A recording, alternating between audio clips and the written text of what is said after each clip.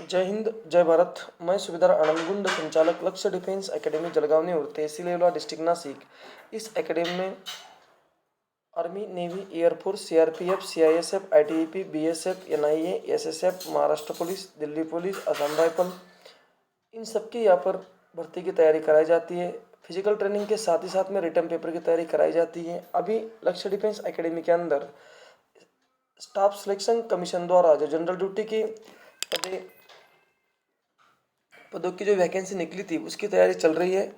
आज SSC GD के लिए एसएससी जीडी के कुछ महत्वपूर्ण क्वेश्चंस इस वीडियो के अंदर मैं लाया हूँ। आप इस वीडियो को अंत तक देखिए और साथ ही साथ में अभी तक अगर आपने इस वीडियो को सब्सक्राइब नहीं किया तो सब्सक्राइब कीजिए, चैनल को वीडियो को लाइक कीजिए, शेयर कीजिए। आज का क्वेश्चन नंबर 1, साम्राज्य के शासनकाल को भारतीय सभ्यता का स्वर्ण युग कहा जाता है। दोस्तों, गुप्त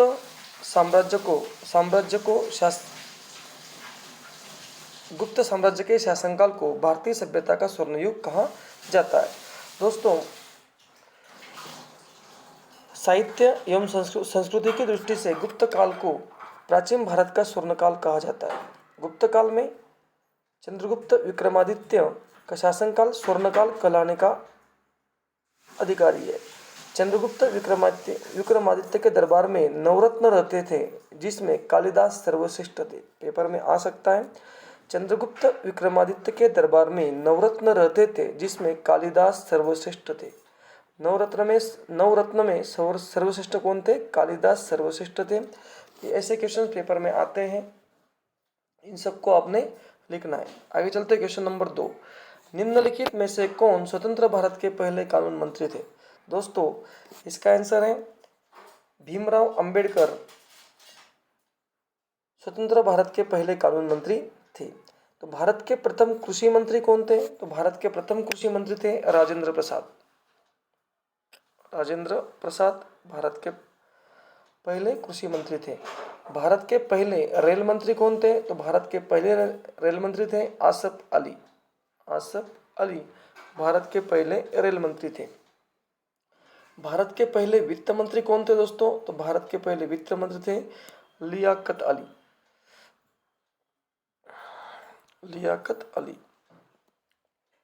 भारत के प्रथम रक्षा मंत्री कौन थे? दोस्तों, भारत के पहले रक्षा मंत्री थे बलदेव सिंह थे भारत के पहले रक्षा मंत्री। भारत के प्रथम स्वास्थ्य मंत्री कौन थे? दोस्तों, भारत के प्रथम स्वास्थ्य मंत्री थे गजंतर अली थे भारत के पहले स्वास्थ्य मंत्री। आगे बढ़ते क्वेश्चन नंबर 3, किसी परिस्थिति के निर्माण में शामिल होते हैं। दोस्तों, ये हैं जैविक और प्रतिजैविक जैविक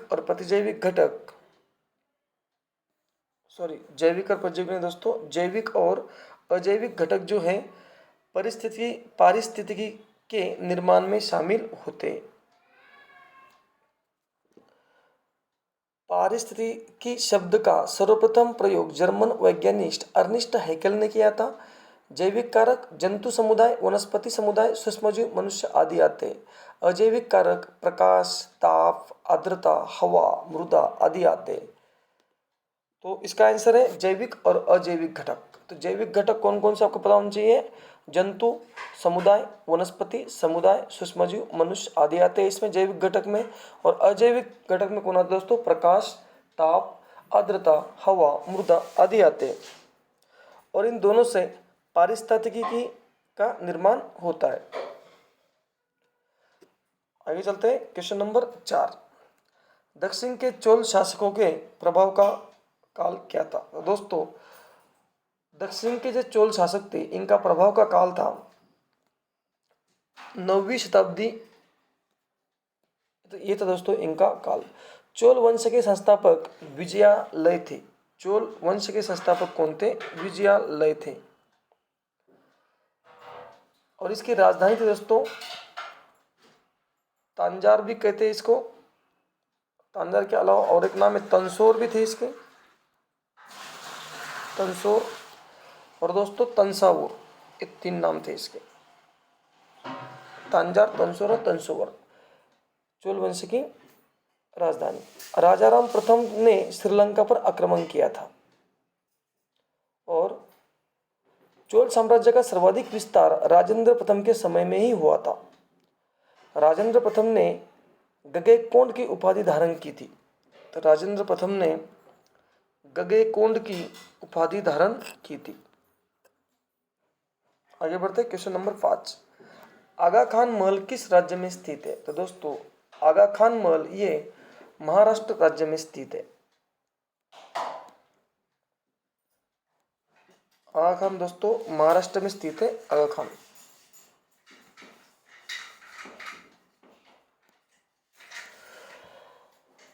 1942 में भारत छोड़ो आंदोलन के दौरान महात्मा गांधी को गिरफ्तार कर आगा खान महल में रखा गया था। क्वीन ऑफ डेक्कन पुणे शहर को कहा जाता है। क्वीन ऑफ डेक्कन पुणे शहर को कहा जाता है। पहाड़ों की नगरी डूंगरपुर को कहा जाता है। कोट्याम की दादी नाम से मलयाला प्रसिद्ध है। कोट्याम की दादी। और पेठा नगरी आगरा शहर को कहा जाता है। पर्वतों की रानी मसूरी उत्तराखंड राज्य का एक पर्वतीय नगर है। पर्वतों की रानी दोस्तों मसूरी।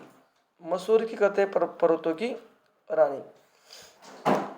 कोट्टम की दादी दोस्तों दादी किसे कहते हैं? मलयाला को। क्वीन ऑफ डेक्कन पुणे शहर को कहा जाता है। और पहाड़ों की नगरी डूंगरपुर को कहा जाता है पहाड़ों की नगरी। आगे बढ़ते क्वेश्चन नंबर 6। भारत में गरीबी रेखा को मापने के लिए उपयोग किए जाने वाला एक निर्वाह कारक कौन सा है? दोस्तों गरीबी को नापने के लिए शिक्षा।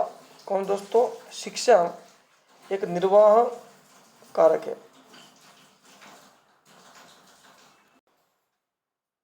आगे बढ़ते क्वेश्चन नंबर 7। निम्नलिखित में से कौन एक कायांतरित चट्टान नहीं है? दोस्तों कायांतरित क्या दोस्तों? ये कायांतरित, दोबारा लिखता हूं मैं, यहाँ पर तो मिस्टेक हुई है। कायांतरित चट्टान नहीं है। दोस्तों इसमें चूना पत्थर एक कार्यांतरित चट्टान नहीं है। चूना पत्थर एक कार्यांतरित चट्टान नहीं है।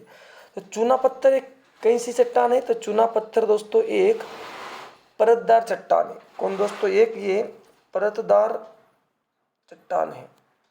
ग्रेनाइट, बेसाल्ट, पेग्माटाइट, डायोराइट एवं ग्रेबो अग्नेय चट्टान के उदाहरण है। दोबारा सुन लो। ग्रेनाइट, बेसाल्ट, पेग्माटाइट, डायोराइट एवं ग्रेबो अग्नेय चट्टान के उदाहरण है। एवं गेब्रो अग्नेय चट्टान के उदाहरण है। शिष्ट कायांतरित चट्टान का उदाहरण है। शिष्ट जो है कायांतरित चट्टान का उदाहरण है। और बेथोली सबसे बड़ा अग्नेय चट्टानी पिंड है। खनिज तेल अवसादी चट्टान में पाया जाता है। आगरा का किला एवं दिल्ली का लाल किला बलुआ पत्थर अवसादी चट्टान द्वारा निर्मित है। आगे बढ़ते हैं क्वेश्चन नंबर 8। पश्चिमी घाटों का प्रमुख अंतराल डैश में स्थित है। पश्चिमी घाटों का प्रमुख अंतराल दोस्तों किसमें स्थित है? पाल घाट में स्थित है। किसमें? पाल घाट में। या थोड़ी स्पेलिंग मिस्टेक है। पाल घाट में स्थित है।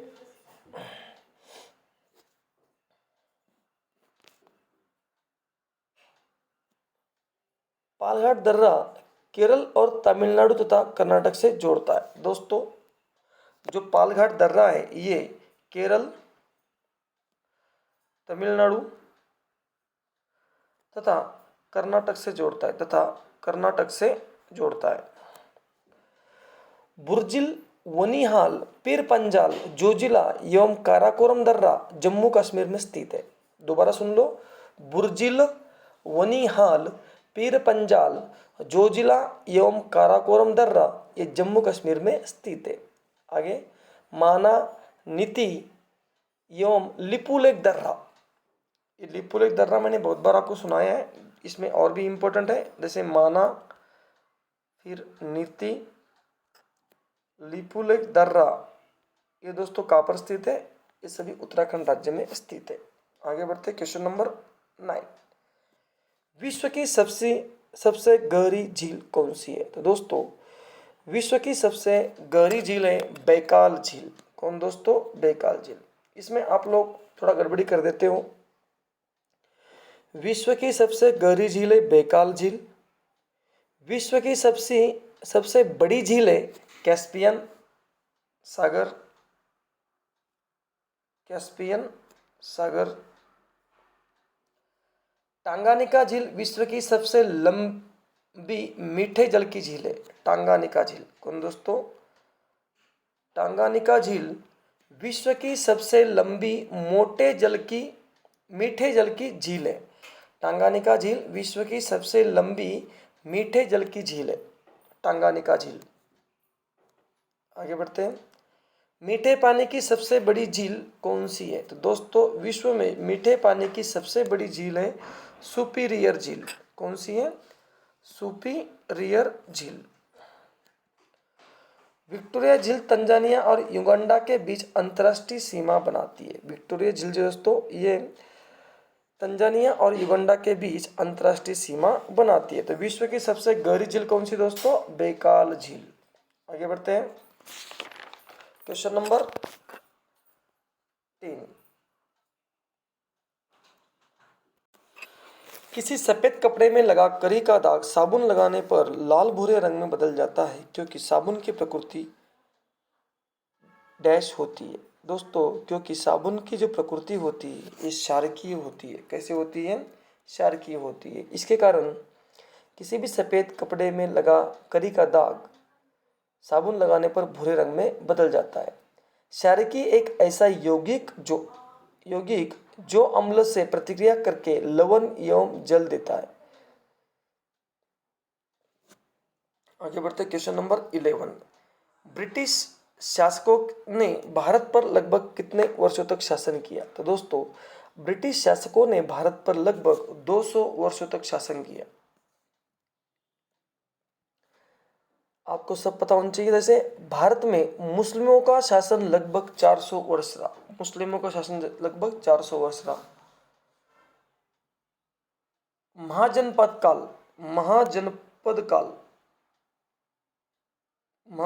काल दोस्तों ये 700 से 300 ईस्वी सन पूर्व रहा। मगध साम्राज्य दोस्तों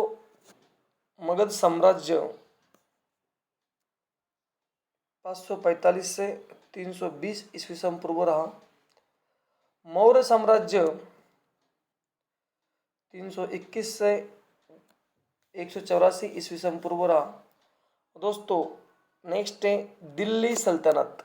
दिल्ली सल्तनत दोस्तों 1206 से 1526 ईस्वी सन। मराठा साम्राज्य 1674 से 1818 ईस्वी सन। आगे बढ़ते क्वेश्चन नंबर 12। एक व्यक्ति जो धार्मिक संस्थानों से राज्य को अलग करने की वकालत करता है उसे डैश कहा जाता है? दोस्तों उसे धर्मनिरपेक्षवादी कहा जाता है। एक व्यक्ति जो धार्मिक संस्थानों से राज्य को अलग करने की वकालत करता है उसे धर्मनिरपेक्षवादी कहा जाता है।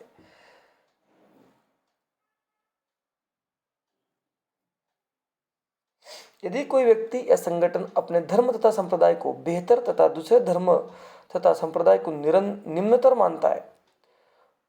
मानता हो उसे सांप्रदायिक कहा जाता है। समाजवादी व्यवस्था में धन संपत्ति का स्वामित्व और वितरण समाप्त के नियंत्रण के अधीन रहते हैं।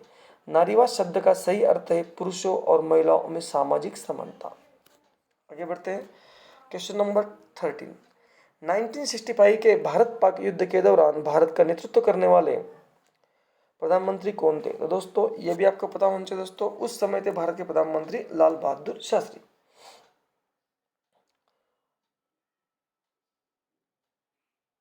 दोस्तों इसी 1965 के युद्ध के दौरान ताशकंद में पाकिस्तान के राष्ट्रपति अयूब खान के साथ युद्ध समाप्त करने के समझौते पर हस्ताक्षर करने के बाद इनको 11 जनवरी 1966 की रात रहस्यमय परिस्थितियों में इनकी दोस्तों मृत्यु हो गई थी। और 1999 में जब भारत पाक कारगिल युद्ध के समय, क्वेश्चन कैसे भी बन सकता है, 1999 में भारत पाक कारगिल युद्ध के समय भारत के प्रधानमंत्री थे अटल बिहारी वाजपेयी।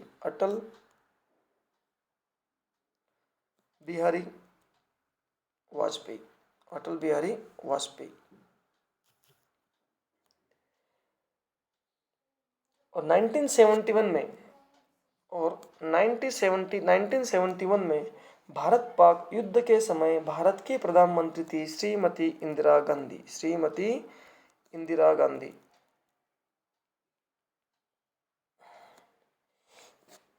आगे बढ़ते हैं क्वेश्चन नंबर 14। पौधों में प्रकाश संश्लेषण प्रकाश ऊर्जा को डैश ऊर्जा में परिवर्तित करती है। तो दोस्तों ये करती है रासायनिक ऊर्जा में परिवर्तित करती है। पौधों में प्रकाश संश्लेषण प्रकाश ऊर्जा को रासायनिक ऊर्जा में परिवर्तित करती है। और क्लोरोफिल के कारण पत्तियों का रंग हरा दिखाई देता है। आगे बढ़ते हैं क्वेश्चन नंबर 15। वस्तु एवं सेवा कर लागू करने पर भारत डैश बन गया है। दोस्तों वस्तु एवं सेवा कर लागू करने पर भारत एक सामान्य बाजार बन गया है। सामान्य बाजार बन गया। भारत एक सामान्य बाजार बन गया है। वस्तु एवं सेवा कर एक अप्रत्यक्ष कर है। भारत में जीएसटी सेवा 1 जुलाई 2017 से लागू हुई। पेपर में दोस्तों आ सकता है क्वेश्चन, जीएसटी भारत में कब से लागू हो गई? 1 जुलाई 2017 से जीएसटी भारत में लागू हो गई है। भारत एवं सेवा कर का सुझाव विजय केलकर समिति ने दिया था। तो दोस्तों भारत में सेवा कर का जो सुझाव दिया था, किसने दिया था? विजय केलकर समिति ने दिया था। आगे बढ़ते क्वेश्चन नंबर 15। मटकी किस राज्य की नृत्य शैली है? दोस्तों मटकी जो है म से मटकी और दोस्तों म से मध्य प्रदेश का के दोस्तों ये मध्य प्रदेश राज्य की नृत्य शैली है। महाराष्ट्र के दोस्तों लावनी, नट्टा, छत्तीसगढ़ की पंडवानी, गोड़ी, गुजरात की गरबा, डांडिया, पंजाब की भांगड़ा, गिद्दा, मिजोरम की खानटम और पाखुपिला। खानटम और एक है पाखुपिला। आगे बढ़ते हैं क्वेश्चन नंबर 17। रोग पैदा वाले सूक्ष्मजीवों को स्पष्ट करने और दूध की वैधता को बढ़ाने के लिए किस प्रक्रिया का उपयोग किया जाता है? तो दोस्तों इसका आंसर आपको ही पता होगा। रोग पैदा करने वाले सूक्ष्मजीवों को नष्ट करने और दूध की वैधता को बढ़ाने के लिए पाश्चुरीकरण प्रक्रिया का उपयोग किया जाता है। पाश्चुरीकरण प्रक्रिया का उपयोग किया जाता है सूक्ष्मजीवों को नष्ट करने के लिए। दोस्तों स्पष्ट नहीं दोस्तों, यहाँ पर क्या है? नष्ट करने के लिए पाश्चुरीकरण प्रक्रिया का उपयोग किया जाता है। और ये पाश्चुरीकरण तरीके की खोज किसने की थी? लुईस पाश्चर ने। इसलिए उसका नाम क्या दिया था दोस्तों? पाश्चुरीकरण। लुईस पाश्चर ने इसकी खोज की थी। आगे बढ़ते हैं क्वेश्चन नंबर 18।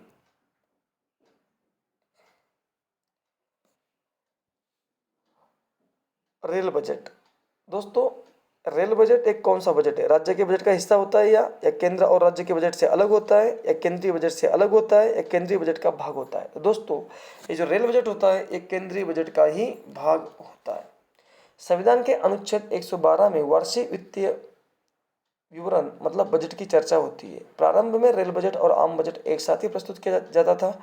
वर्ष 1921 में नियुक्त ऑकवर्थ कमेटी की सिफारिश पर 1924 में अलग कर दिया गया और पहली बार 1925 में रेल बजट को अलग से पेश किया गया। भारत में सर्वाधिक बार बजट पेश करने वाले व्यक्ति मोरारजी देसाई। भारत में सर्वाधिक बार बजट करने वाले व्यक्ति कौन है? मोरारजी देसाई। मोरारजी देसाई। वर्ष 2017 में पुनः प्रधानमंत्री नरेंद्र मोदी के नेतृत्व वाली सरकार के समय रेल बजट को आम बजट के साथ मिला दिया गया। कब से? 2017 से फिर से रेल बजट को आम बजट के साथ में मिला दिया गया। दोस्तों ये जो क्वेश्चंस है ये एसएससी पेपर के लिए बहुत ही इंपॉर्टेंट क्वेश्चंस हैं। आप इन सभी क्वेश्चंस को ठीक तरह से सुन लेना, समझ लेना और इसको लिख लेना ताकि आपको रिवाइज करने के लिए ये सभी काम आए। अभी तक अगर आपने इस चैनल को सब्सक्राइब नहीं किया तो प्लीज़ इस चैनल को सब्सक्राइब कीजिए, लाइक कीजिए, शेयर कीजिए। जय हिंद, जय भारत, वंदे मातरम।